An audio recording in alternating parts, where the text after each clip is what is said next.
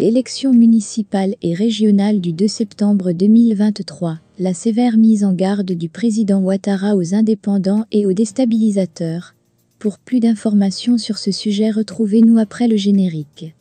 Mais avant de commencer, n'oubliez pas de vous abonner et d'activer la cloche de notification pour ne pas manquer nos prochaines vidéos. Bon visionnage.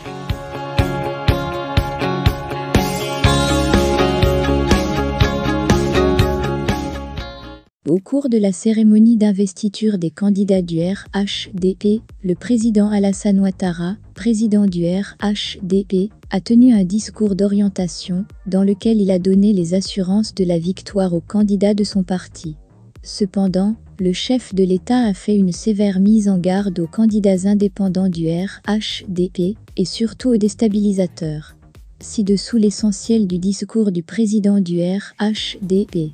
Chères militantes, chers militants, la rencontre de ce jour constitue la 3e édition du Conseil politique depuis le lancement de l'important projet de restructuration du parti ici même, le 28 février 2022. Au cours de cette rencontre, j'avais donné des orientations pour que notre parti se dote de nouvelles instances qui unissent toutes les composantes de notre rassemblement, améliorent son implantation à la base et aussi bien sûr en remobilisant les militants pour rendre le fonctionnement du parti plus efficient. Je dois dire que ce travail de réorganisation a permis d'investir lors du Conseil politique du 12 septembre 2022, 350 secrétaires départementaux nouvellement élus à la base. Et là, c'était un travail important, minutieux et démocratique. Je voudrais donc dire toute ma satisfaction de constater qu'en 17 mois, un travail important a été accompli par le directoire du parti et le secrétariat exécutif. Ce travail a permis de réorganiser le RHDP, de consolider nos acquis et bien sûr de montrer que le RHDP est le premier parti de Côte d'Ivoire. Le RHDP est le plus grand parti de Côte d'Ivoire. D'abord la majorité à l'Assemblée nationale, la majorité au Sénat, la majorité dans les régions, dans les mairies, donc bravo à chacune et chacun d'entre vous.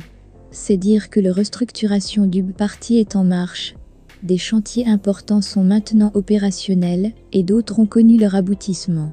Je voudrais dire que ce travail important doit se poursuivre et à vous militantes et militants, je voudrais dire que dès le mois de novembre 2022, nous avons demandé au directoire du parti de prendre toutes les mesures nécessaires pour une bonne préparation des élections locales à venir. Je voudrais vous dire que ceux qui n'ont pas été retenus ne doivent pas se présenter en candidats indépendants. Je vous le demande, avec le plus grand sérieux, les élections locales qui sont maintenant fixées au samedi 02 septembre de cette année. Je voudrais exprimer également ma pleine satisfaction quant aux résultats obtenus à l'issue de ce processus. Bien évidemment, cela n'a pas été facile, j'avais indiqué qu'en ce qui concerne la plus haute structure de notre parti, devrait examiner les candidatures pour les postes de président de région et les candidats aux mairies pour le district d'Abidjan, le district de Yamoussoukro, ainsi que les mairies des capitales régionales. Le reste a été fait par le directoire et le secrétariat exécutif. Et bien évidemment, dans ce genre de situation, il y a toujours des mécontents, frustrés, ce que je comprends moi-même. Et je voudrais que vous sachiez qu'en politique, il y a toujours une prochaine fois. Et il ne faut pas se décourager. Vous vous souviendrez, moi ma candidature aux élections présidentielles a été rejetée plusieurs fois même, ma candidature aux élections législatives de 2000 à Congo a été rejetée. Mais voilà, aujourd'hui je suis président de la République. Donc voyez-vous, ne vous découragez pas, il y a un temps pour tout, et je crois qu'il faut faire confiance au parti, faire confiance au processus, et vous dire que nous essayons de tenir compte de l'intérêt supérieur du parti, et nous avons quelquefois fait des arbitrages qui ont pu frustrer quelques personnes ici et là. Et c'est pour cela que je voudrais vous dire que ceux qui n'ont pas été retenus ne doivent pas se présenter en candidats indépendants. Je vous le demande, avec le plus grand sérieux. Ceci est très important pour notre parti, parce que vous voyez notre parti est un modèle de démocratie. Quand je vois les bagarres à droite et à gauche, en haut et en bas, je voudrais dire que c'est le seul parti où les choses se sont faites de manière organisée, structurée et en essayant d'engager chacune et chacun de vous dans le processus. Donc je voudrais compter sur vous, chères militantes et chers militants, pour que nous continuions d'avoir confiance à la direction du parti. Et évidemment, Cette démocratie interne a des conséquences quand nous avons des alliances ou des partenariats avec d'autres partis. Le RHDP a connu des moments difficiles depuis 2018, en l'occurrence en 2020. Certains des hauts responsables nous avaient quittés, mais aujourd'hui ils sont de retour. Et je voudrais que vous applaudissiez Albert Mabritoakeus, qui est revenu à la maison.